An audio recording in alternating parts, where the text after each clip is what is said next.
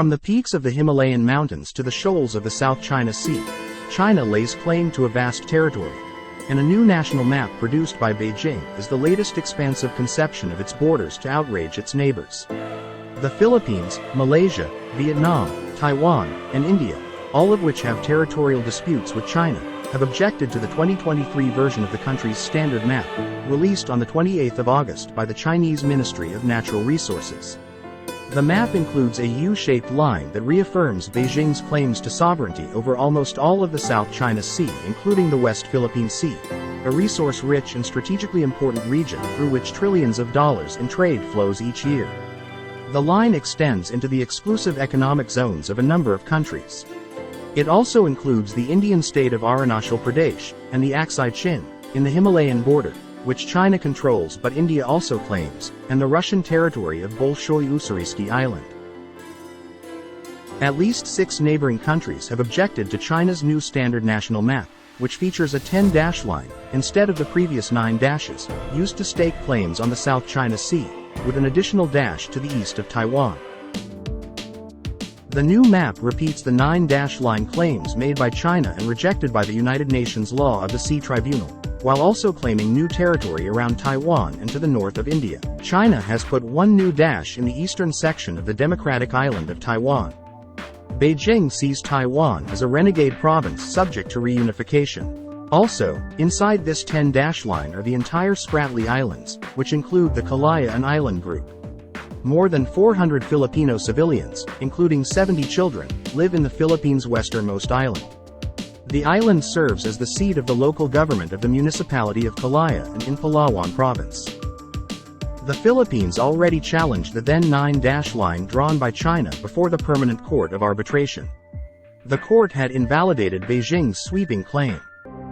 Since maps don't carry independent legal weight under the UN Convention on the Law of the Sea, China's overriding challenge remains the need to bring its South China Sea claims into conformity with international law.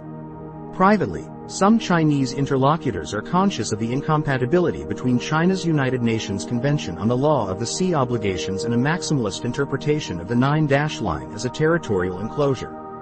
They seek to reassure foreigners that China's claims extend to islands and other land features within the lines, as well as vaguely defined historical rights. Although the disputed islands and rocks in the South China Sea are now receiving unparalleled international judicial scrutiny, China's mapmakers can probably put away their dividers, safe in the knowledge that Beijing's new leadership will preserve the ambiguity about the full extent of their South China Sea claims which the dashed line affords. In July 2016, the UN Permanent Court of Arbitration in The Hague, based on a case filed by the Philippines, junked China's 9-dash line claim covering the entire South China Sea, including the West Philippine Sea. China has refused to acknowledge the ruling.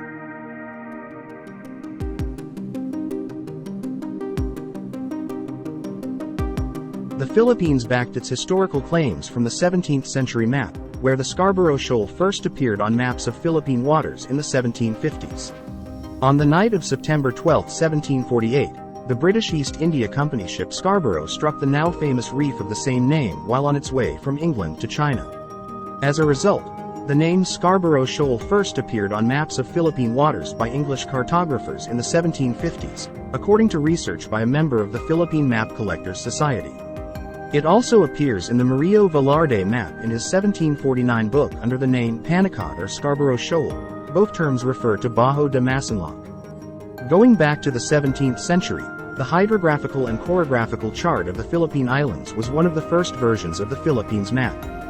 This magnificent map of the Philippine archipelago, drawn by the Jesuit father Pedro Murillo Velarde and published in Manila in 1734, is the first and most important scientific map of the Philippines. The Philippines was at that time a vital part of the Spanish Empire, and the map shows the maritime routes with captions from Manila to Spain, and to Mexico known as New Spain, and other Spanish territories in the New World. Currently, the Philippines based its claims on the legal victory on the 12th of July 2016, the United Nations Convention on the Law of the Sea. The arbitral tribunal in the South China Sea arbitration between the Republic of the Philippines versus the People's Republic of China, which issued a unanimous award in the disputed waters in the South China Sea largely favorable to the Philippines, which was rejected by China. The changing dash lines are the basis of China's claim to sovereignty over 90% of the South China Sea. This claim is based on the U-shaped 11-9 dash line etched on a map in the 1940s by a Chinese geographer, then 9 dashed lines in 1952, and currently, the 10 dash line in mid-2023. For long, China has argued that its claim over the South China Sea is historical in nature. Several Chinese analysts and academics contend that the islands of the South China Sea were first discovered by China's Han Dynasty more than 2 millennia ago. Accordingly, Chinese missions in the 3rd century AD to Cambodia made accounts of the Paracels and Spratlys. Then between the 10th and the 14th century, during the period of Song and Yuan dynasties, Chinese accounts show the South China Sea to be within China's national boundaries. Beijing relies on documentary and archaeological evidence, indications of Chinese activity in the SCS spanning thousands of years, to support China's sovereignty claims. At first glance, this proffered evidence may appear to be sufficient proof of China's claims of sovereignty, especially when China's sovereignty is assumed, and evidence is sought to support these claims. However, this historical rights argument has been challenged on several fronts. First, there is scant proof that China has controlled the South China Sea after the mid-17th century. Indeed, after a burst of seafaring exploration during the Ming Dynasty between 1368 to 1644, China's emperors largely shut their empire off from the seas. As a consequence, there is scarce cartographic proof of China's rights over the South China Sea. Most of the land features and islands within the South China Sea are just microscopic bits of earth with little history behind them and basically no civilians living on them. The Chinese claims are mostly based on its historical rights during the Han Dynasty, dating back over 2,000 years ago. In modern history, China backed its sovereignty claim and related rights over this territory in accordance with the 1943 Cairo Declaration and the 1945 Potsdam Proclamation. After World War II, Japan returned to China the Chinese territories it had occupied, including Taiwan and the Penghu Islands, the Chisha Islands, and the Nansha Islands. However, the 2016 Arbitral Tribunal under the UN Convention on the Law of the Sea invalidated China's historical claims over the disputed waters of the South China Sea. Therefore, after the entry into force of UNCLOS, the historic rights that might have existed for China within the 9-dash line in areas that would otherwise include the EEZ or the CS of the Philippines were superseded by the Maritime Zones regime created by UNCLOS. That means the pre-existing historic rights no longer exist as they are not compatible with UNCLOS.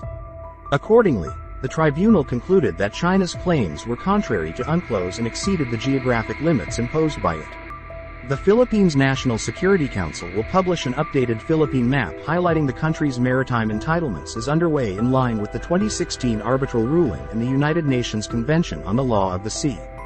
The new standard map that will counter China's 10-dash line map is crucial in terms of determining the extent of Philippine territory that is free for safe navigation and implementing environmental protection programs, according to the Armed Forces of the Philippines. The Philippines' 200 nautical mile exclusive economic zone west of the archipelago will be called as West Philippine Sea. Beyond the 200 nautical miles, it is still officially referred to as the South China Sea. This is the first time the Philippine government will publish an updated map showing the country's maritime entitlements, 7 years after the United Nations-backed arbitration tribunal ruled some rock features in the Spratlys form part of the Philippines' EEZs. The UN Commission on the Limits of the Continental Shelf earlier also approved the Philippines' application to extend its continental shelf limit beyond 200 nautical miles from the base shorelines east of Luzon Island. The 13 million hectare continental shelf, called Benham Rise by mariners, was renamed Philippine Rise. The Philippines' updated map will have to undergo many layers of approval process to ensure that it is consistent with the UN Convention on the Law of the Sea and the Arbitral Award. This landmark ruling invalidated China's expansive claims in the South China Sea, with the Arbitral Tribunal largely ruling in favor of Manila in its EEZ and continental shelf that are being claimed by Beijing. The tribunal dealt with the question of whether China's claims to historic rights within the 9-dash line, now 10-dash line, were in conformity with UNCLOS. It was first observed that this area, in which China claimed rights, formed in the long historical course to living and non-living resources like fisheries and petroleum resources, partially overlaps with areas that would otherwise comprise the exclusive economic zone or the continental shelf of the Philippines. In the view of the tribunal, UNCLOS establishes a comprehensive maritime zones regime and allocates rights in these areas to the coastal state and other states. In the areas of the EEZ and the continental shelf, the coastal state enjoys exclusive sovereign rights to the exploitation of living and non-living natural resources. Concerning the rights of other states in these areas, the tribunal found that UNCLOS does not permit the preservation of the historic rights of any state within the EEZ or the continental shelf of another state. Therefore, after the entry into force of UNCLOS, the historic rights that might have existed for China within the 9-dash line in areas that would otherwise include the EEZ or the CS of the Philippines were superseded by the maritime zones regime created by UNCLOS. That means the pre-existing historic rights no longer exist as they are not compatible with UNCLOS. Accordingly, the tribunal concluded that China's claims were contrary to UNCLOS and exceeded the geographic limits imposed by it. The award addresses three main substantive issues. First, the so-called 9-dash line and China's claim to historic rights in the South China Sea. Second, the status of certain maritime features in the South China Sea. And third, the legality of Chinese activities in the South China Sea. Because of jurisdictional limits, however, the arbitral tribunal did not deal with matters related to territorial sovereignty over the disputed maritime features between the parties. That means that the tribunal did not decide who owned the maritime features located in the South China Sea, such as the Spratly Islands, that are claimed by both China and the Philippines or any other coastal state in the region. Similarly, the tribunal did not delimit any maritime boundaries between the Philippines and China in the South China Sea. The tribunal also ruled on the legality of the activities of Chinese officials and Chinese vessels in the areas of the South China Sea located within the Philippines' EEZ and continental shelf. It concluded that China breached the provisions of UNCLOS, in particular by temporarily prohibiting fishing in areas of the South China Sea falling within the Philippines' EEZ. Failing to prevent Chinese vessels from fishing in the Philippines' EEZ at Mischief Reef and Second Thomas Shoal, and preventing Filipino fishermen from engaging in traditional fishing at Scarborough Shoal.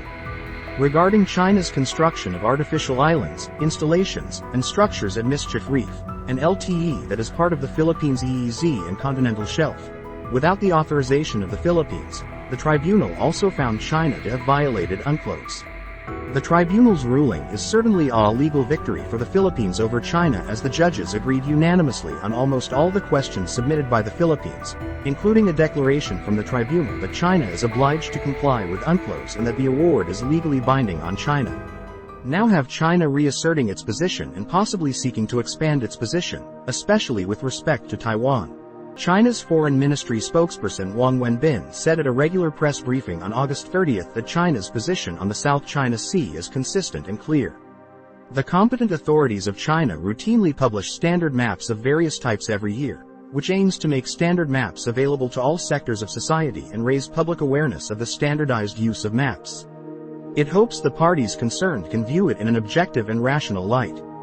The day before, Wang responded to India's protest in a similar fashion, with a touch more condescension.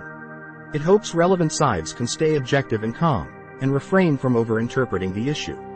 Southeast Asian reactions to date have been subdued, at least publicly, although the Philippines Department of Foreign Affairs apparently sent a confidential note verbal to the Chinese embassy, protesting against the reference to those dash lines as China's national boundaries.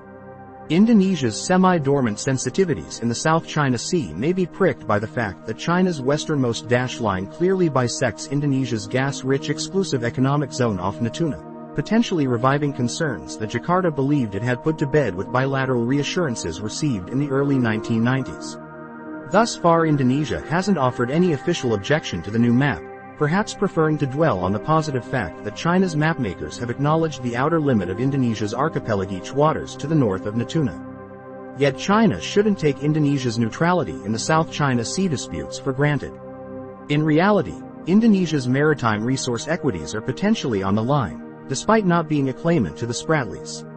Jakarta previously queried the legal basis for China's 9-dash claim in 2009 through the UN, while Chinese and Indonesian patrol boats faced off in an incident near Natuna in June 2010. Equally, the PLA Navy's late March 2013 excursion to James Shoal, traditionally regarded as China's southernmost claimed feature in the South China Sea even though it is submerged, ruffled feathers in Kuala Lumpur, which has traditionally felt less threatened by China's claims.